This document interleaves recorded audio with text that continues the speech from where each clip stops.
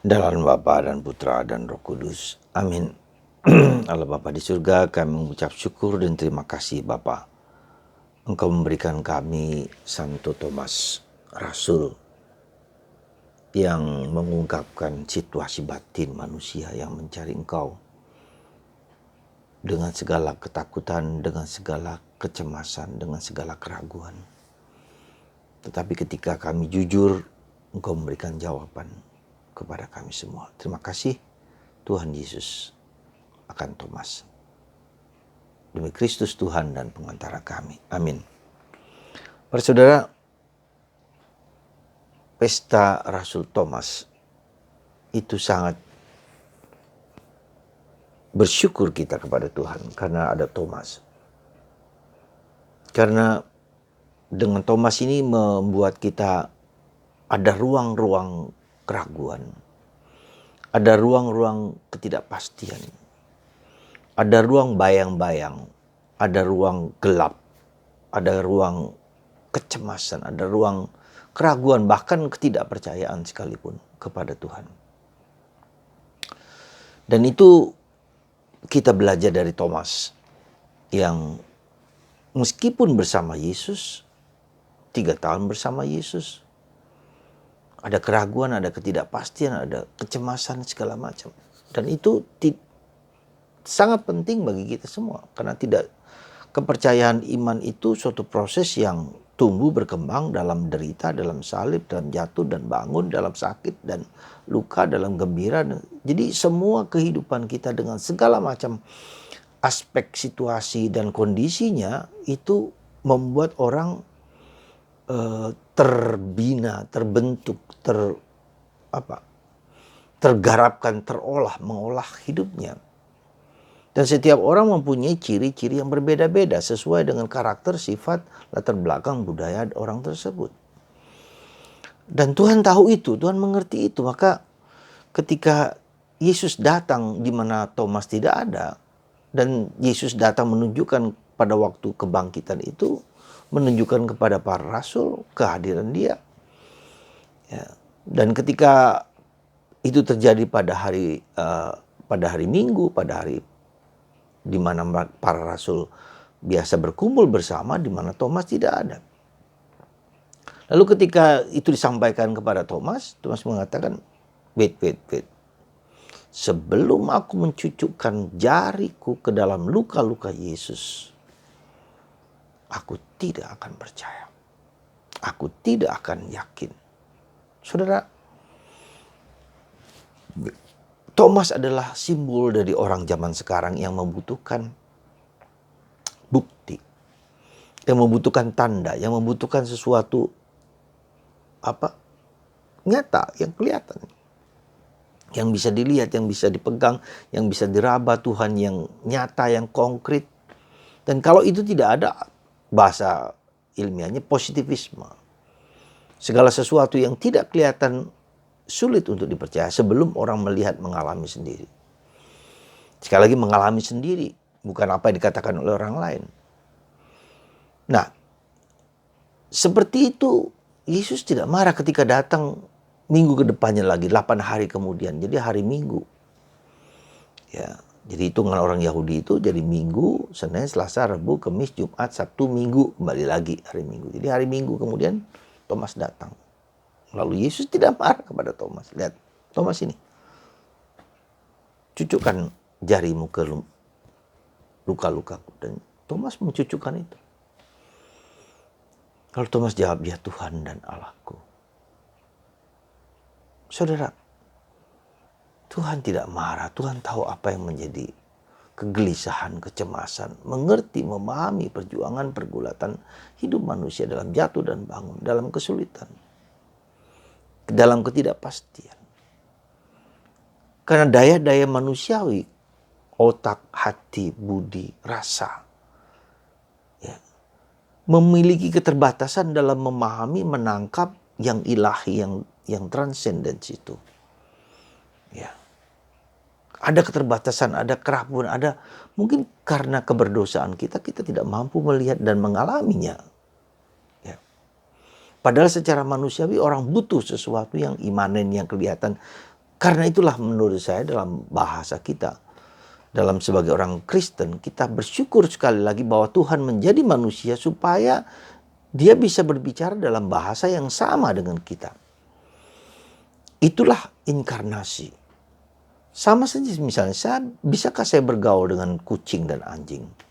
Dengan kucing saja misalnya. Bagaimana saya bisa, mungkin dengan bahasa saya ngomong, bisalah mengerti. Ya, satu, dua. Dia mengerti saya enggak? Ya. Kalau ada saya memberikan kasih kepada kucing itu, ya dia merasa bahwa dia dikasih.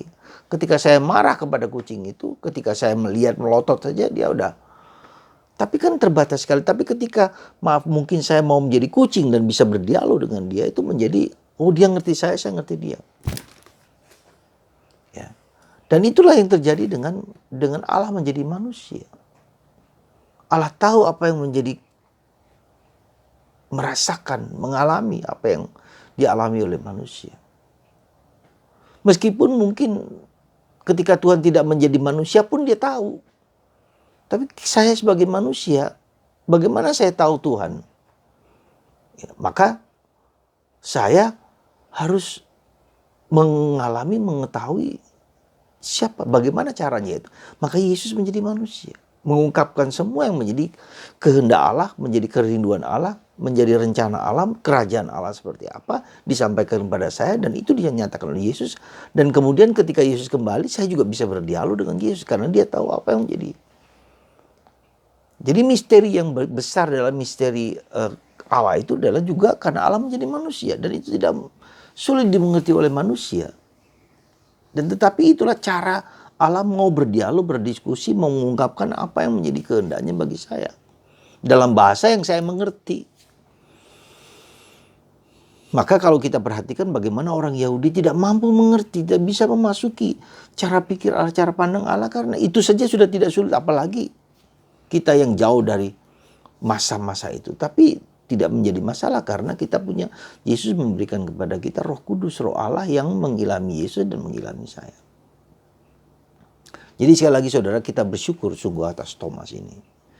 Ya, sehingga Tuhan mengerti, memahami keterbatasan, kerapuhan, ketidakmampuan saya untuk menangkap Tuhan.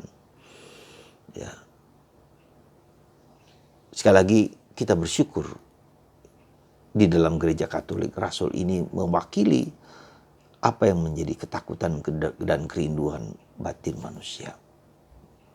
Nah, bagaimana caranya supaya kita tetap dalam koridor yang baik dan benar? Ketika kita punya keraguan, ketidakpastian, kecemasan, beradalah dalam koridor komunitas. Ketika kita mengalami ketakutan macam-macam itu, tetap berada dalam komunitas. Kalau orang keluar dari komunitas, dia gampang sekali si iblis itu menggoda dia untuk hancur. Perhatikan Yudas Iskariot, kenapa dia jatuh? Karena dia keluar dari komunitas para rasul. Dia sering menyendiri, dia sering maunya sendiri, sehingga dia tidak dalam mengerti Yesus dalam kacamata dia sendiri, dalam pikiran dia sendiri. Tetapi Yesus juga mendidik dia, berdialog dengan dia dan bertanya, sungguh-sungguh begitukah Yudas? Nah, pernyataan Thomas ini pun juga ketika sebelum aku mencucukkan jariku ke dalam luka-lukamu, itu kan suatu ancaman, suatu ketakutan gitu loh. Nah, kalau itu dijawab oleh si iblis dengan, untuk apa kamu percaya pada Yesus? Ini bisa seandainya 8 hari kemudian Thomas tidak datang, ya menjadi dia tidak percaya lagi. Jadi betapa pentingnya ketika Anda bermasalah, bukan hanya bermasalah, kita memiliki komunitas. Komunitas itu bisa keluarga. Komunitas itu bisa kelompok-kelompok yang kita masuki. Komunitas itu adalah gereja. Maka salah satu hal penting di situ mengapa gereja mengatakan setiap minggu kalian harus datang ke gereja. Supaya sebagai komunitas kita merayakan sesuatu perayaan bersama. Dan mendengarkan sabda Tuhan, menerima. Jadi kita dididik, dibina lewat acara mingguan kita mengikuti misa bersama, karena Tuhan menyelamatkan saya tidak secara pribadi, tidak hanya individual, tapi bersama-sama dalam suatu komunitas yang kita sebut gereja. Dan gereja Katolik itulah yang berdasarkan para rasul. Maka gereja apostolos, gereja rasuli, 12 rasul ya, di bawah Petrus.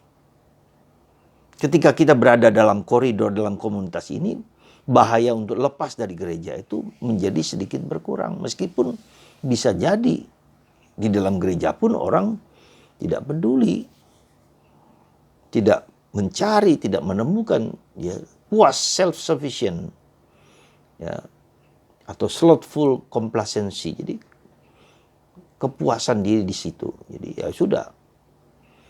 Jadi ada kemalasan-kemalasan untuk mencari terus. Jadi pengenalan kita akan Yesus itu terus-menerus harus digali, diubah, disemangati, ditambahkan, sehingga kita semakin mengenal Yesus. Seperti yang dialami oleh Thomas. Ya, Tuhan dan Allahku. Dan setiap dari kita juga mempunyai kerinduan, mempunyai harapan untuk bertemu secara pribadi dengan Yesus. Maka ketika kita jujur dengan diri sendiri dan kita mencari Tuhan dengan segala cara-cara kita masing-masing yang dengan jujur, dan Tuhan akan menjawab sesuai dengan kebutuhan itu. Dan maka beberapa hari yang lalu ketika saya mendengar seorang dari sebelah yang kemudian masuk menjadi percaya pada Yesus mengatakan, dalam hati kecilku aku mohon kepada Tuhan untuk memberikan jalan yang benar. Dan Tuhan datang kepada dia menunjukkan Yesuslah jalan kebenaran, kehidupan, kebangkitan, dan keselamatan. Setelah dengan serius, dengan sungguh-sungguh serius dan mencari, dan Tuhan memberikan jawaban itu. Demikian juga kerinduan hati kita apa? Bertemu dengan Yesus dengan cara yang benar, maka akan mendapatkan. Maka dalam bacaan pertama bagus sekali bahwa gereja kita adalah berdasarkan para rasul yang dibangun secara eskatologis. Artinya apa? Kita ini bukan hanya di dunia ini sudah, tapi sudah di surga, sudah ada di dunia yang akan datang, eskatologis. Ya. Jadi kita hidup bukan hanya dunia sekarang ini, tapi hidup dalam dunia yang akan datang, eskatologi. Jadi kita adalah bukan orang asing, bukan pendatang, melainkan sewarga dengan orang kudus dan anggota keluarga Allah. Kita itu bagian dari keluarga Allah. Kita itu adalah kaum sewarga dengan orang-orang kudus.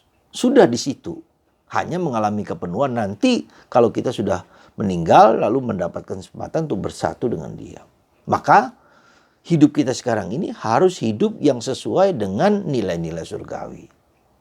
Gitu loh. Jadi hidup dalam panggilan sekarang, saat ini, yang mengalami kepenuhan nanti. Ya, kepenuhan. Nah, jadi supaya kita benar, maka hayatilah hidup sekarang ini dengan perspektif, dengan nilai-nilai ilahi yang nanti dihayati kemudian bersama Tuhan, dalam Tuhan, bersama para kudus. Jadi kita bukanlah orang asing, bukanlah siapa-siapa pendatang, tapi teman sewarga para kudus.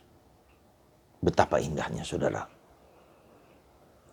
menerima kenyataan seperti itu. Terima kasih Santo Thomas. Terima kasih Anda yang terus mencari Tuhan di dalam koridor gereja Katolik. Anda boleh ragu, Anda boleh cemas, Anda boleh bertanya-tanya banyak hal. Tetapi dalam konteks figura ini, di dalam konteks itu, Anda bertanya, Anda cari jawaban. Dan Tuhan akan memberikan jawaban itu. Sebesar Anda mencarinya, sebesar itulah kita mendapatkan.